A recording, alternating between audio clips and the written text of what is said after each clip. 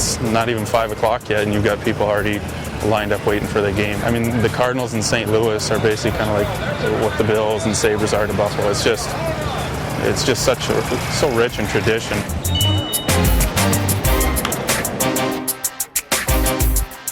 That's pretty sweet. I've never been on the field before. A lot of these guys are a lot bigger than I thought they were. They definitely probably make some good hockey players out of them, that's for sure. Now, what kind of a baseball player would you have made? And how did you not become a baseball player living in St. Louis with the Cardinals influence? Well, I played my whole life up till I was about 16, I guess, and before I left for junior, I just kind of realized that playing 80 games this summer probably wasn't the best preparation for a hockey season, and that's when I had to kind of shut it down. Now, your dad played professional hockey, right? So I'm sure that had a big influence on you, too. He did. I'm sure he's the one that got me started. I think I probably started skating when I was 5 or so. Just the type of stuff you can learn from someone that's played pro hockey I mean, just having a coach like that instead of someone that just kind of sits around and watches the game. I mean, there's just so much more that goes on during a game, and just the finer details that he can teach. It really helped me a lot.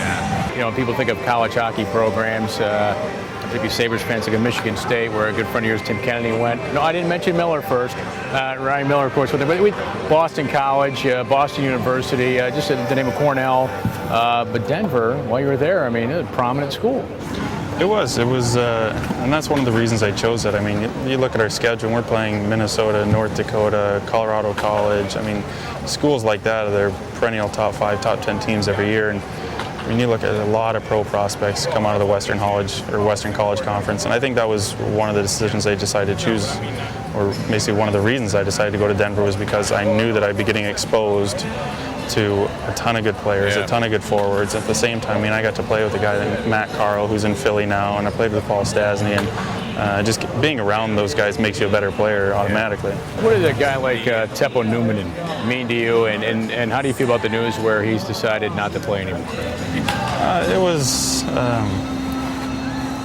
tough to see Teppo go. I think everyone will tell you the same thing. I mean, he's that guy that just brought that quiet confidence to the lineup, and he was a guy that he treated me so well during my time, and the little things. I mean, we were talking in between shifts, every single shift. I mean, my first couple of games when we were paired together, and it's just, I mean, he did a great job of keeping me calm. I mean, I'm nervous, I'm excited, and basically every emotion you can get kind of rolled into one for those first couple of games before I kind of got a chance to realize that, okay, I can do all right here and kind of settle in. But he was tremendous towards me. I mean, I think he's played more games than any European hockey player out there, and you certainly see a lot of things over a 20-year career. But he was someone that'll be one of the first names I throw out when I talk about my first season, and someone that I really appreciate how he treated me and how he handled our situation. Sitting next to him in the locker room was a dream for me. I think the fans watching this, and when people follow hockey and the Sabres, expect big things from you this year. There's some pressure on you this year.